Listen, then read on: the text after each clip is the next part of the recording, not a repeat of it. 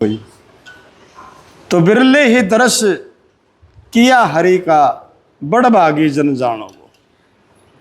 उत्तम भाग्यशाली वो जीव है जिसने उस हरि का दीदार हुआ। बाकी तो बोला फिर यू जग सारा जी। सारा जी। दूध के अंदर मक्खन है ये हर कोई जानता है। दूधन माही घृत बसत है जी, ये जाने हर कोई हो। हर कोई हो। सभी कहते हैं दूध के अंदर घी है, दूध के अंदर घी है, लेकिन कहत सुनत से गिरत कहने और सुनने से घी प्राप्त नहीं होता।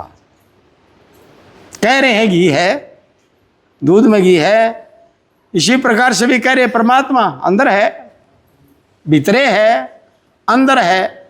नो कहने से या बात सुनने से वो हरि प्रगट होकर के दर्शन नहीं देता। जैसे दूध में घी है, दूध में घी है, ये कहने सुनने से घी प्राप्त नहीं होता, ना प्राप्त हुआ किसी को। कहने सुनने से गिरत ना पावे, गहरत ना पावत, पाया उन्हीं ने जिन्हें वो लिया है बिलो। जी, उन्हीं को उसकी प्राप्ति हुई जिन्होंने से दूध को बिलो लिया है। ठीक है, बाकी तो भूलिया फिर यू जग सारा ही जी। तिल्ली के अंदर अग्नि रहत है, तिल्ली के अंदर जो है अग्नि है, इसमें कोई शक नहीं, लेकिन वो अग्नि बिना युक्ति से प्रकट नहीं होती। जब तक हमारे पास वो युक्ति नहीं है उस तिल्ली के अंदर से आग को प्रकट करने की, तो वह अग्नि अपने आप प्रकट नहीं होती। और जब तक प्रकट नहीं हो जाती उस तिल्ली को गुण खा जाता है। लकड़ी में आग है, लेकिन वह आग उस गुण को जला नहीं सकती। अग्नि उसके अंदर होते हुए भी गुण का कुछ भी बाल बांका भी नहीं कर सकती वो अग्नि। और जब उसके अंदर से प्रकट हो जाती है तो फिर गुण की मां में ताकत नहीं, वो उस लकड़ी की तरफ लखा विले फूंक करके डेरी बना देती है। तो तिल्ली माए बसत है अग्नि, बिन युक्ति के प्रगट ना हो। प्रगट होया फिर तिल्ली जब मिटत है। जब प्रगट होगी तो तिल्ली नहीं रह सकती, वो तिल्ली जल जाती है, मिट जाती है। और आप अग्नि में गई है समो, वह तिल्ली अग्नि का ही रूप हो जाती है, अग्नि में ही समा जाती है।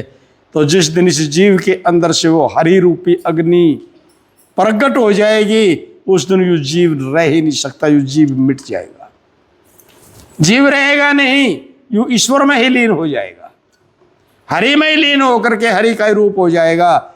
जैसे तिल्ली जब उसके अंदर से अग्नि प्रकट होगी तो फिर वह तिल्ली नहीं रही, तिल्ली का वजूद ही नहीं रहा। और सबसे मोटी बात है, वजूद अपना कोई मिटाना नहीं चाहता, अपना वजूद रखता है। किसी को कुछ कह लो उसको दुख होता क्यों है? क्योंकि उसका वजूद खड़ा है, उसका वजूद को ऊपर ठेस लगती है जाकर के। और जब वजूद को ऊपर ठेस लगती है तो इसका अंतराल हिलता है, फिर यूं डगमगाता हिलता है, तमतमा उठता है क्रोध से, अग्नि से। मेरे को ऐसा क्यों कहा, मेरे को यह बात कही है क्यों, क्यों क्यों क्यों दुख हुआ? ततिक्षा पूछ रही थी ये लड़की, ततिक्षा क्या होती है? तो बिना ततिक्षा के वजूद मिटता नहीं, और वजूद में ठेस लगती है तो उसको क्रोध आता है, तिलमिलाता है वो भीतर से। मैं पड़ा है अगले के जा करके, क्यों? क्योंकि इसका वजूद मिटा नहीं है, इसका वजूद मौजूद है। ठीक है, और तिल्ली के अंदर से अग्नि प्रकट होगी तो तिल्ली का वजूद मिटेगा, वजूद रह ही नहीं सकता उस तिल्ली का। ठीक है, तो फिर उसका मान किस और अपमान किसका? क्योंकि ये मान और अपमान तो सारे वजूद से जुड़े हैं। जिसने अपना वजूद ही मिटा दिया है जाकर के, उसकी इज्जत क्या और उसकी बेइज्जती क्या? वो तो इन दोनों चीजों से ही परे हो गया है। ठीक है, तो वह तिल्ली अग्नि का रूप हो जाती है। जब हरि इसके अंदर से प्रकट हो जाता है तो जीव भी हरि का ही रूप बन जाता है, जीव रूप इसका रहता नहीं। और कहने से तिल्ली में आगे है, तिल्ली में आगे है भाई, लेकिन प्रकट भी करके देखिए कि सुनी सुनाई कह रहा है। हरि अंदर है, हरि अंदर है, लेकिन प्रकट करके देखा है क्या? तो कहने सुनने तक ये आगे प्रकट होगी। तो यह बात कहने कहने तक ये हरि बन गया, क्योंकि गुण तो सारे जीव वाले खड़े हैं।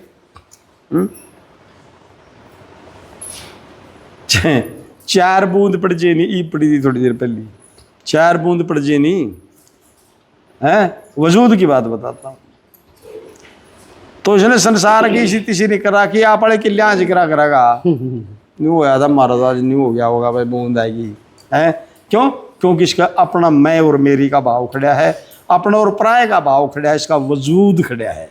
यूं हदबंदी में बद रहा है, हद इस पर टूटी नहीं है, हदबंदी में है।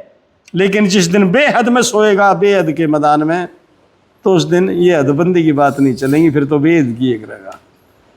हद हद करते तो सभी गए, बेहद गया ना कोई, और बेहद के मैदान में तो रहे कबीरा सोए। तो रोड़ा वजूद पे है सारा है, वजूद ही इसका चमक दमक जो दिखावा, ये सारा वजूद दिखाने के लिए हम करते हैं। जिसका कोई वजूद ही नहीं, वो किसको क्या दिखाएगा, उसको दिखाने की जरूरत नहीं।